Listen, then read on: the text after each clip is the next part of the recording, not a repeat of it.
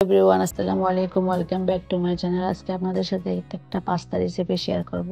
রেস্টুরেন্টের মতো স্বাদ পেতে আমার এই পাস্তা রেসিপিটি আপনারা ট্রাই করতে পারেন। এটা হচ্ছে রেড চিলি পাস্তা রেসিপি। আশা করি খুবই জুসি এবং স্পাইসি হয় এই পাস্তাটা। চলুন এখন আমরা মূল ভিডিওতে চলে যাই। তার জন্য আমি এখন চুলায় একটা কড়াই বসিয়ে তার মধ্যে পানি দিয়ে লবণ দিয়ে পাস্তাগুলো একটু সিদ্ধ করে নিয়েছি। 5-7 মিনিটের মতো সিদ্ধ হয়ে গেলে নামিয়ে নিলাম। এদিকে একটা ফ্রাই প্যানে একটু তেল দিয়ে তার মধ্যে দিয়ে দিচ্ছি আমি রসুন কুচি এবং পেঁয়াজ। এগুলোকে একটু হালকা ভেজে নিচ্ছি। তার মধ্যে দিয়ে দিলাম আদা বাটা। এখন দিয়ে দিচ্ছি আমি বাসায় বানানো আমার সসেজ। এই সসেজ রেসিপিটা আপনাদের সাথে আবার শেয়ার করব। অবশ্যই এটা দেখার জন্য আমার চ্যানেলে চোখ রাখবেন।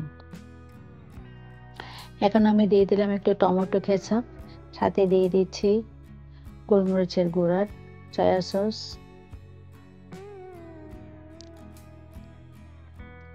সবগুলো একটু নেড়ে চেড়ে তার মধ্যে দিয়ে দিয়েছি আমি এখানে সিদ্ধ করা পাস্তাগুলা। এভাবে আমি সবগুলো ভালো করে নেড়ে চেড়ে নিচ্ছি।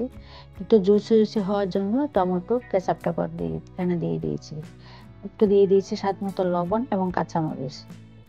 এখন তেল একটু কম হয়েছে মনে হয়েছে, তাই এখন আমি আর একটু তেল অ্যাড করেছি এখানে।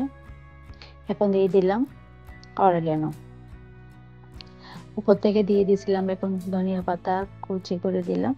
তার উপর দিয়ে দিচ্ছি এখন আমি চিজ। এভাবে আমি সবগুলো দিয়ে ভালো করে হওয়ার পরে ঢাকনা দিয়ে আর 5 মিনিটের মতো ঢেকে রেখে দিব যাতে চিজটা গলে আসে। এভাবে আমার পাস্তা রান্নাটা করে বেড়েছে। আপনারা চাইলে এভাবে খুব সহজভাবে এই পাস্তা রেসিপিটা আপনারা বাসায় ট্রাই করতে পারেন।